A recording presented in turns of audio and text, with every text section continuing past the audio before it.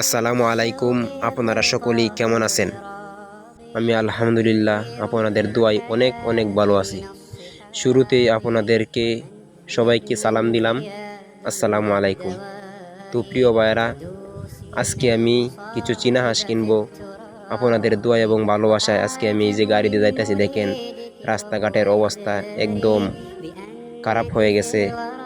এটা হলো আমাদের মোহনগঞ্জ থানার রাস্তা। তো দেখতে দেখতে আমি প্রায় এসে পড়লাম আমাদের চীনা হাঁসের পাশে।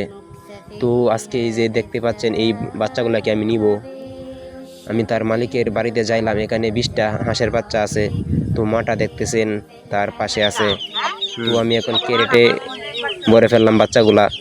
মাটা দেখতে পাচ্ছেন আশেপাশে ঘুরতাছে, বাচ্চাগুলাকে দেখতাছে। আমি তাদেরকে আজকে নিয়ে যাব আমাদের বাসায়। তো সবাই দোয়া করবেন আমার জন্য, যাতে আল্লাহ তাআলা আমার এই সামান্য কিছু 20টা হাঁসের জন্য আল্লাহ তাআলা আমাকে কিছু দেয়।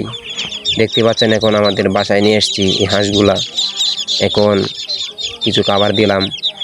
কিছুক্ষণ আগে আপনাদেরকে একটা স্যালাইন দেখাইছি, স্যালাইনটা আমি খাওয়াইতেছি হাঁসদেরকে। তো আমার হাঁসটির জন্য সবাই দোয়া করবেন। অনেক সুন্দর হাঁস, কিউট হাঁস, সবাই দোয়া করবেন। এখন দেখতে পাচ্ছেন আমি ছেড়ে দিলাম আমাদের বাড়ির সামনে হাঁসগুলা এনেই। তো অনেক সুন্দর হাঁস, তারা ঘুরতেছে, খাইতেছে, খুব ভালো লাগতেছে দেখে দৃশ্যগুলা। তো কার কার কাছে আমার এই ভিডিওটা ভালো লাগছে সবাই একটু বলে দেবেন। আর যারা ভাবতেছেন চীনা হাঁস পালবেন, আমি তাদের জন্য বলতেছি, প্রিয় ভাইরা, চীনা হাঁস হলো অনেক একটা ভালো একটা প্রাণী। ওদের খাবার একদম কম লাগে, তাই আপনারা চাইলে সকলেই পালতে পারেন।